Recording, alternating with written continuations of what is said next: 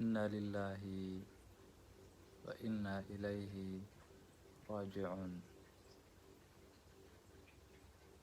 كل نفس ذائقة الموت.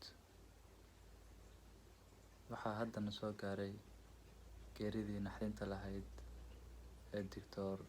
Ismaaciil Ciise Cabdi Roble.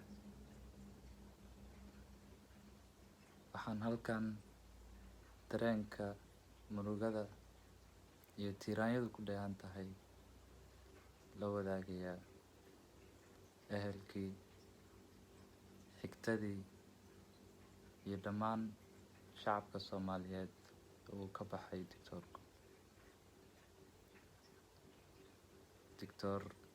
taariikhdiisa haddaan wax yar ka xusno, Dr. Roble Dictorku wuxuu dhashay 1935 magaalada Qandala, meel u dhow magaalada Qandala ee gobolka Bari.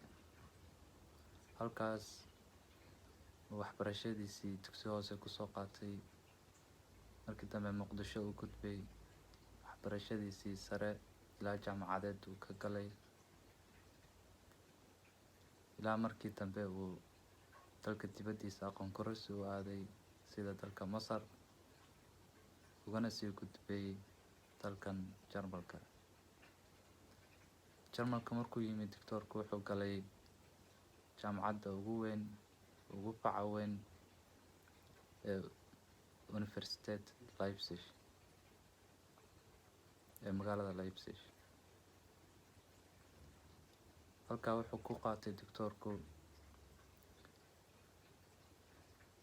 waxbarashadiisii,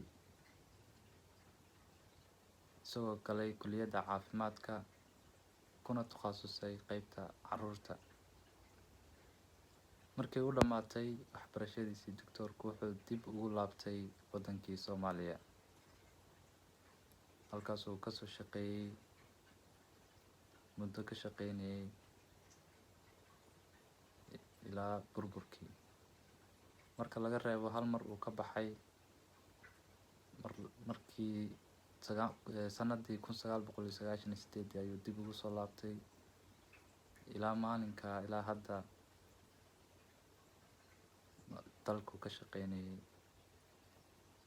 shacabka Soomaaliyeed, carruurteena Soomaaliyeed, yar iyo weyn.